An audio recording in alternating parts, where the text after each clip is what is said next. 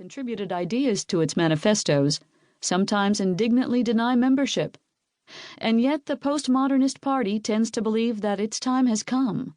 It is certain of its uncertainty, and often claims that it has seen through the sustaining illusions of others, and so has grasped the real nature of the cultural and political institutions which surround us.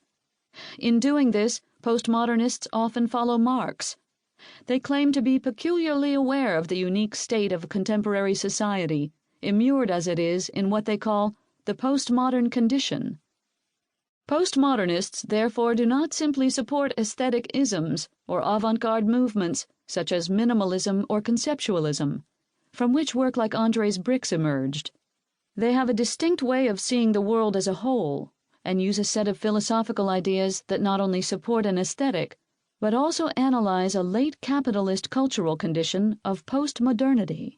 This condition is supposed to affect us all, not just through avant-garde art, but also at a more fundamental level, through the influence of that huge growth in media communication by electronic means which Marshall McLuhan in the 1960s called the electronic village. And yet in our new information society, paradoxically enough, most information is apparently to be distrusted, as being more of a contribution to the manipulative image-making of those in power than to the advancement of knowledge. The postmodernist attitude is therefore one of a suspicion which can border on paranoia, as seen, for example, in the conspiracy theory novels of Thomas Pynchon and Don DeLillo and the films of Oliver Stone. A major Marxist commentator on postmodernism, Frederick Jameson, sees John Portman's Westin Bonaventura Hotel in Los Angeles as entirely symptomatic of this condition.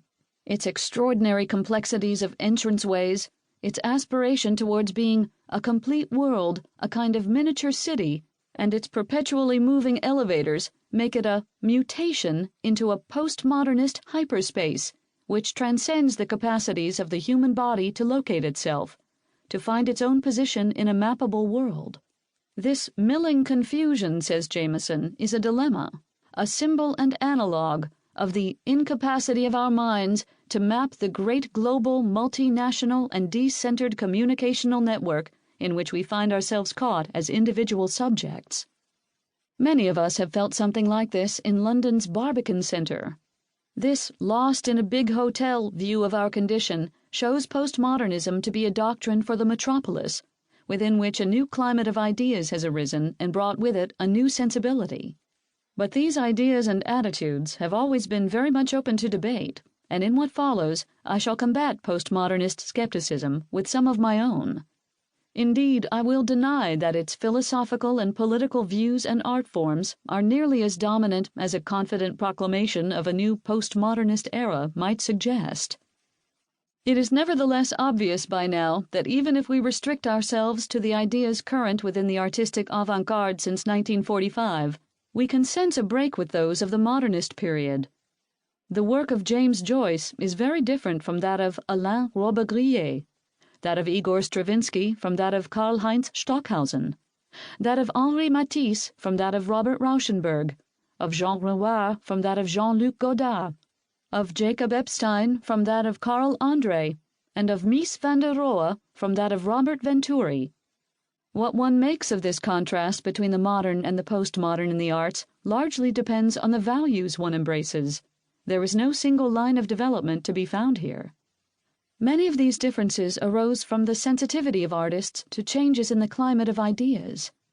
By the mid-1960s, critics like Susan Sontag and Ihab Hassan had begun to point out some of the characteristics, in Europe and in the United States, of what we now call postmodernism.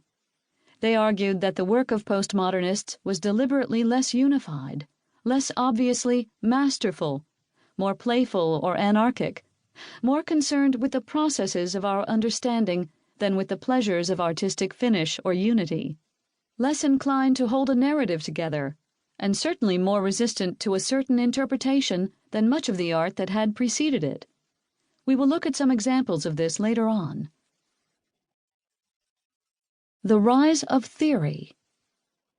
Somewhat later than the period in which the artists mentioned above established themselves, a further postmodernist development took place, the rise of theory among intellectuals and academics.